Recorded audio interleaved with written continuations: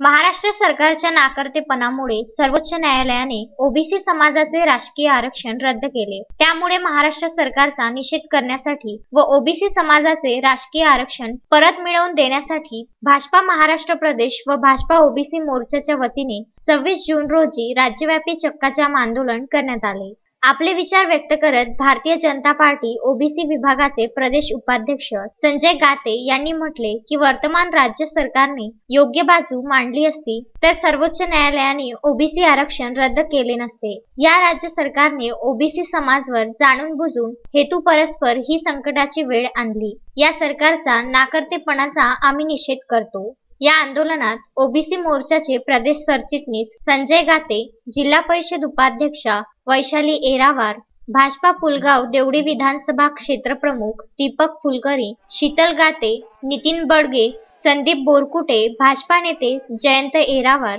कपिल शुक्ला, मंगेश झाडे, राजीव जयस्वाल, माधुरी इंगळे, अली असगर बोहरा, भरत नागपाल, आशिष गांधी यांच्या प्रमुख उपस्थितीत करण्यात आले असून राज्य सरकार विरोधात घोषणाबाजी करण्यात आली। खऱ्या अर्थाने या देशातील ओबीसींना आरक्षण सुरू झालं आणि 89 पासून स्थानिक स्वराज्य संस्थांमध्ये ओबीसींना राजकीय आरक्षण मिळायला सुरुवात झालं।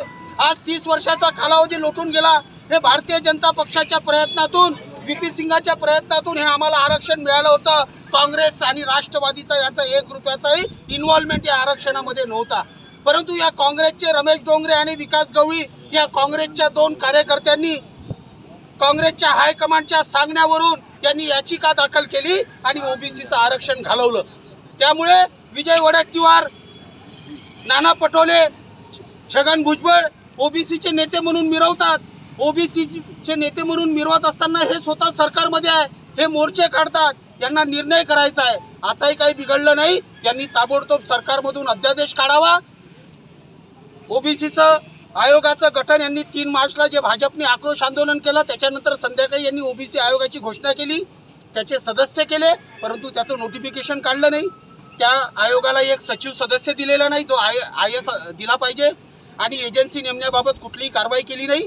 आम्ही भारतीय जनता पार्टीच्या वतीने माननीय देवेंद्रजी फडणवीस, माननीय चंद्रकांत दादा पाटील, ओबीसी मोर्चाचे प्रदेश अध्यक्ष माननीय योगेश अण्णा टिळेकर यांच्या नेतृत्वामध्ये आणि महाराष्ट्रातल्या सर्व ओबीसी भारतीय जनता पार्टीच्या ओबीसी नेत्यांच्या नेतृत्वामध्ये आज हे संपूर्ण महाराष्ट्रामध्ये राज्यव्यापी चक्काजाम आंदोलन आम्ही करतो आहे। अश्विन शाह, विदर्भ न्यूज, पुलगाव।